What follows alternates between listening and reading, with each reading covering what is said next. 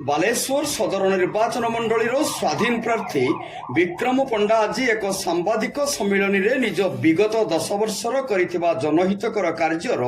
Report card ଓ ଆସନ୍ତା ସମୟରେ guarantee card ପ୍ରକାଶ କରିଥିଲେ।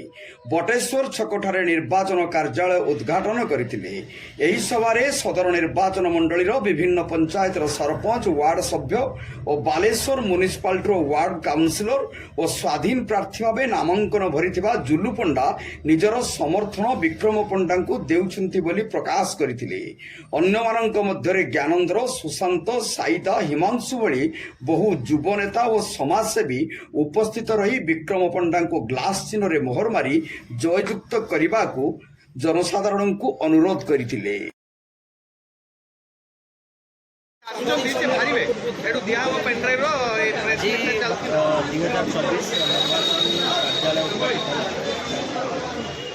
प्रचार रथ गाड़ी शुभारंभ है।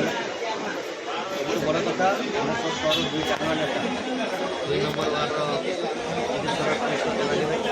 12 नंबर वार्ड बर्तमान काउंसिलर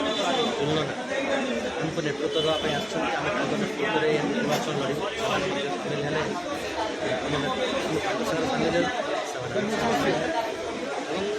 ग्यारंटी कार्ड और रिपोर्ट कार्ड जो कथा आम कही रिपोर्ट कार्ड आम देचु ग्यारंटी कार्ड भी देचु आपण माध्यम नवेदन करेंगे माननीय विधायक सदर महोदय से रिपोर्ट कार्ड दिंतु मद मांस बांटा कार्यक्रम बंद मैंने बालेश्वर सदरवासी उचित जवाब देवे जो नहीं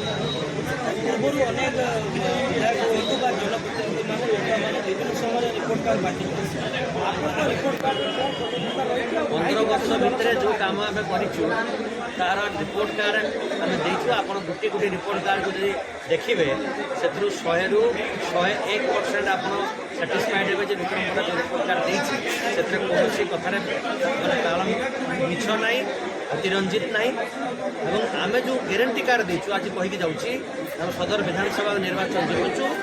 ताकू 3 वर्ष भितर कंप्लीट करूँ ग्यारंटी कार्ड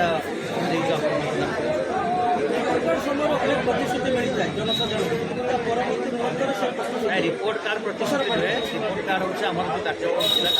ग्यारंटी कार्ड हूँ प्रतिश्रुति प्रतिश्रुति नुहे गारंटी